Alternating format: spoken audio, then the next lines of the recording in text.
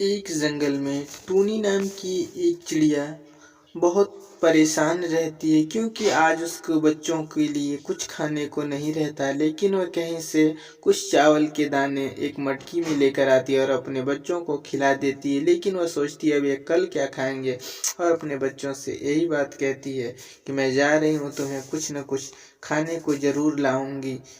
फिर वह उन्हें समझाने लगती है कि मुझे आने में थोड़ा देर भी हो सकती है, मगर तुम लोग कहीं मत जाना।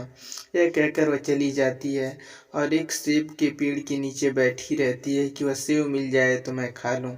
मगर वह सेब तोड़ेगा भी तो कौन। वहीं पर एक कालू कौवा आ जाता है और वह अपने दिमाग में आइडिया लगाता है कि इस सेब को मैं तोड़कर अकेला ही खा जाऊंगा।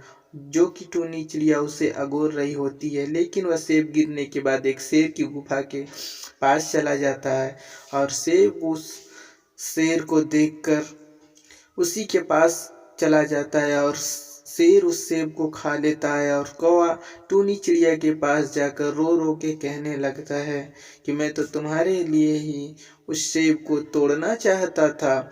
मगर टूनी चिड़िया कहती है मत रो कालू भैया, मत रो, क्योंकि वह सेब हमारे नसीब में नहीं था। बस कुछ ही क्षण के बाद उस पेड़ से कालू के ऊपर एक सेब गिर जाता है। फिर कालू कौवा सोचने लगता है अब तो मेरा मजा हो गया, अब इस सेब को मैं अकेला खाऊंगा। लेकिन जब ही उस पर मुंह छूता है तब तक वहीं 100-200 कौवे उस सेब को खाने चले आते हैं और कौवा परेशान हो जाता है। फिर टूनी चिड़िया अपने बच्चों को थोड़े से सेब के टुकड़े लाकर दे देती है। फिर बच्चे कहते हैं कि हम लोग कल क्या खाएंगे। टूनी चिड़िया उन्हें समझाने लगती है कि और कुछ बंदोबस्त किया जाएगा और अपने बच्चों को अपने घर में रख के कहती है कि घर में से बाहर इस डाल पर अंडे को देखना, क्योंकि इस अंडे को कौवा आकर पी जाएगा।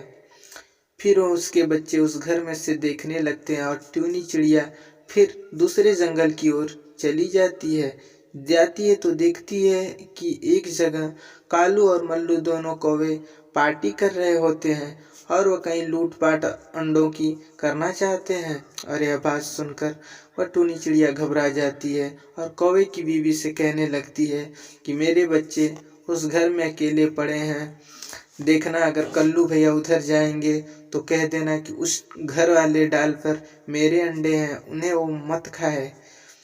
फिर यह टूनी चिड़िया एक जंगल में जाती है जहाँ बहुत से आम फरे रहते हैं।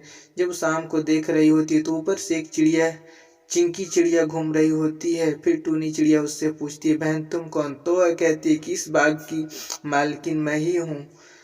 फिर यह टूनी चिड़िया उससे कुछ फल मांगती है कि मेरे बच्चे भूखे हैं।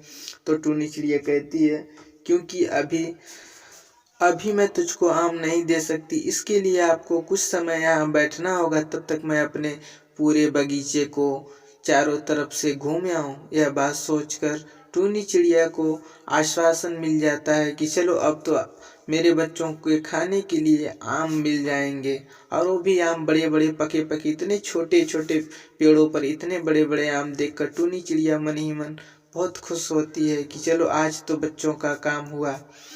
फिर वह टूनी चिड़िया कहती है कि मुझे ज़्यादा आम नहीं चाहिए, बस मुझे 2 ही आम चाहिए। फिर चिंकी चिड़िया कहती है कि ठीक है, तुम लेके कैसे जाओगी, क्योंकि आम का वज़न बहुत है। तो फिर टूनी चिड़िया कहती है बहन इसकी कोई दिक्कत नहीं है, मैं इसकी व्यवस्था कर लूँगी। उधर कबूतर के तीनों बच्चे भी भूखे रहे होते हैं क्योंकि जंगल में सूखा की वजह से इस बाग के फल नहीं फरे रहते हैं। तो वहीं कालू कौवा आकर उन्हें उस बाग के बारे में बताता है। फिर एक कबूतर कहता है कि लगता है कि उसी बाग में हमें भी जाना चाहिए जहाँ टूनी गई है। फिर यह सोच रही होती है तब तक वहाँ कबूतर की पत्नी आ जाती है और कहती है कि इन बच्चों को छोड़कर मत जाना, इन्हें पेड़ में अच्छे से रख देना। फिर टूनी चिड़िया तोता और बिल्लू के साथ आम लेकर अपने बच्चों की ओर चल देती है इस जंगल से दूसरे जंगल की ओर।